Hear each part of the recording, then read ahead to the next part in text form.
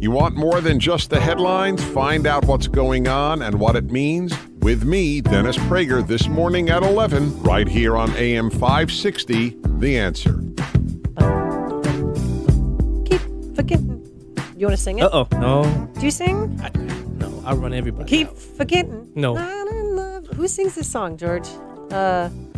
He's gonna. If I sing this song, nah. Not this guy. I run people away. So we got a text message. Can you ask John to talk about his experience being a black Republican and what made his mother decide to vote for Trump? Because you mentioned that in the last half hour. Why I'm a black Republican? Because the Democrat Party left me.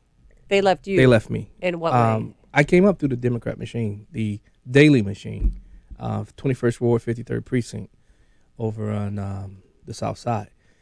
So when you start challenging, some of the things that the Democrat Party does, and you don't agree with, you're told to sit in the corner, be quiet. We got this. Is there a specific instance that you could tell us about? No, honestly, yeah. George W. Bush. George W. Bush is when he was president.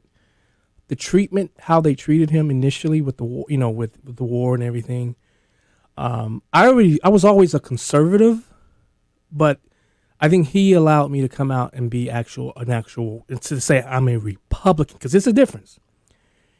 You can say you're a black conservative and you get a lot of grief, but the moment you put you're a black Republican behind your name, all hell breaks loose. Can I say hell? Yes, you can. All hell because breaks you loose. just did. Okay. If I couldn't, I did. But all hell breaks loose. It's a big difference. And, Charles Love and I used to have that when Charles Love was a guest co-host, the host of Black and Right. We had that argument about being a conservative and being Republican. It's a big difference. Well, and then what made your mom what convinced her to vote for Trump? Did you convince her? No, a friend or of did she hers. make that decision on her own? A friend of hers. She had a friend she worked with. My mom used to work in Cook County government. And she had a friend who just been browbeating her about the virtues of Donald Trump. And she finally saw it. And now she says, you told me, maybe a couple of months ago, I'm voting for Donald Trump. All right. Yeah. All right. Well, we're going to switch gears here. And I don't know if you heard about this. New diversity standards for the Oscars? I did.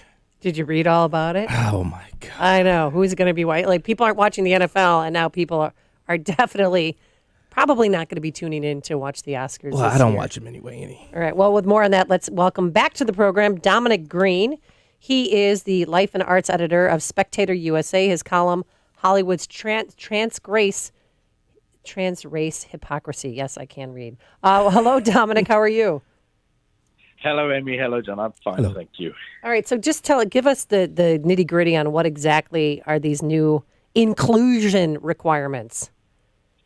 Well, the Academy has decided that from 2024, if you're going to have a movie that's eligible for Best Picture, you have to have at least one lead or significant supporting actor from, I quote, an underrepresented racial or ethnic group. And if you can't do that, you can fill out the screen by having 30% of secondary and minor roles played by either women, racial or ethnic minorities, LGBTQ+, or people with some kind of disability. And if you can't do that, you have to make the story or theme of the film about an underrepresented group. Oh. And if you can't do any of those things, then you're not eligible, however good your movie is. Who came up with this? Hollywood. Liberal gobbledygook. Seriously. Well, I think it's probably the same people who come up with exactly this standard in most areas of public life these days. I mean, the particular problem is that acting, like sports, requires exceptional talents. And therefore, it's completely insane to selecting quality in an actor or an athlete or anyone who's just off the charts in terms of ability like that. It makes no sense whatsoever to subject them to a criterion where it has to reflect the makeup of society. In these things in particular, it's completely insane. And if you look at some of the great movies of the past, for instance, The Godfather 1 and 2, the only sequel to have won a Best Picture, that could not be eligible now. Unless, of course, you were to redefine the Corleone family as Latino immigrants. So I know this sounds weird, but what if you had a key grip who was in a wheelchair? Would that qualify as having somebody on the production staff who has a disability? No, you'd have to put them in front of the camera. Oh. That's the standard. It has to be visible. It's not really enough to have the team behind the camera to be. It doesn't. You could have an entirely black team, and it would make no difference if the characters in front of the camera were not representative of these standards. So, under these terms, what other besides The Godfather? What other films would have not won for Best Picture? Would Gone with the Wind would have won? Yeah. Well, exactly. By this standard, Gone with the Wind, which most people now would be embarrassed by, if not offended, Gone with the Wind would be perfectly eligible to get away with Best Picture in 1940. The Adventures of Robin Hood 2 years earlier with Errol Flynn, of course, would not be eligible. But Robin Hood, Prince of Thieves, the Kevin Costner remake, which is not as good at all, that would, of course, because Morgan Freeman was Robin's sidekick in it. In other words, none of the standards that we usually apply, like I'm going to buy a movie ticket because I wish to see a good film, none of those standards apply anymore. It's effectively, I'm going to buy a movie ticket in order to feel that some random politicized racial standards are being imposed upon me, and I'm going to feel good about it. What about last year's? I'm not going to buy that Yeah. ticket. What about Parasite? I love that movie. I was scared to watch it, but It also was a great I've movie. watched it twice with my kid. That would have qualified, right?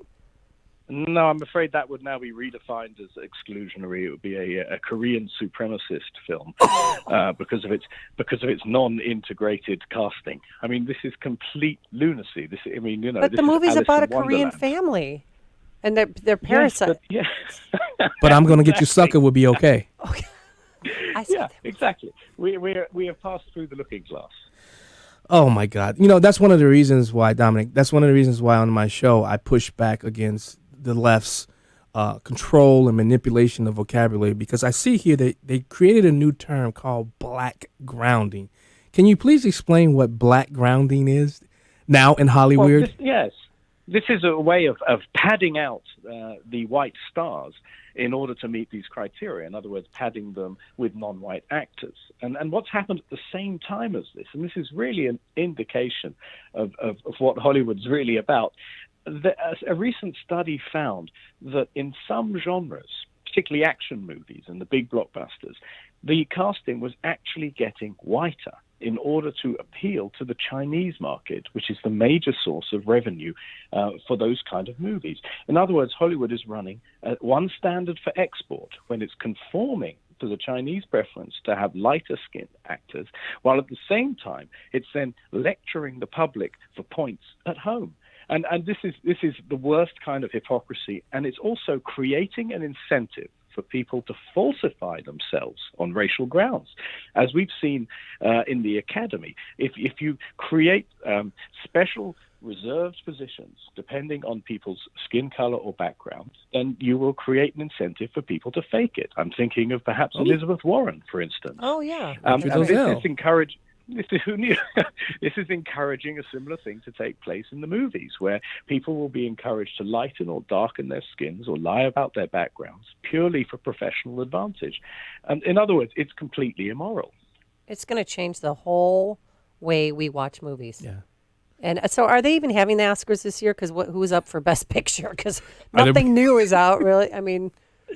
Well, David exactly. Copperfield. In the last 6 months, Hollywood has gone as a straight-to-video form, Right. and so it's being streamed. And frankly, I don't think it's any worse for it.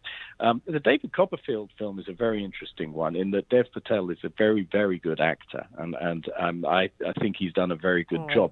I do Loved think him that in when you Slumdog do Millionaire. it, you raise some questions about how members of groups which were barely present, say, in 19th century, European cities like David Copperfield is set in, how they actually would have been perceived, whether it would have been an issue. And the interesting thing is, historically, in some ways it would have been more of an issue, and people would have spoken very crudely, for instance. And in other ways it would have actually been less of an issue, because, believe it or not, the Victorians were less obsessed with race than we are now.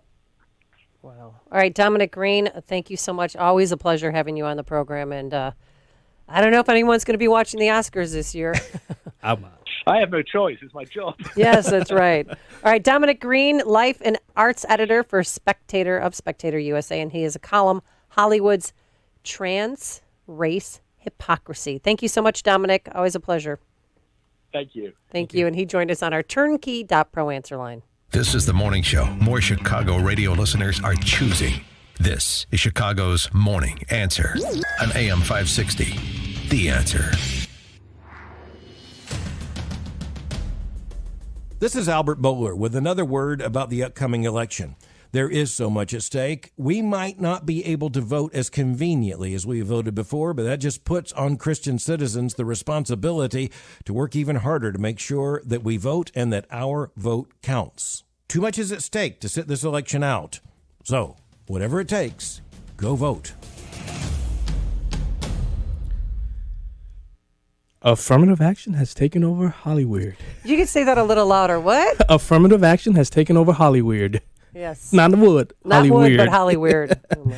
Hey, do you want your basement to be dry most of the time? If so, Permaseal is not the company for you. Is not the company for you?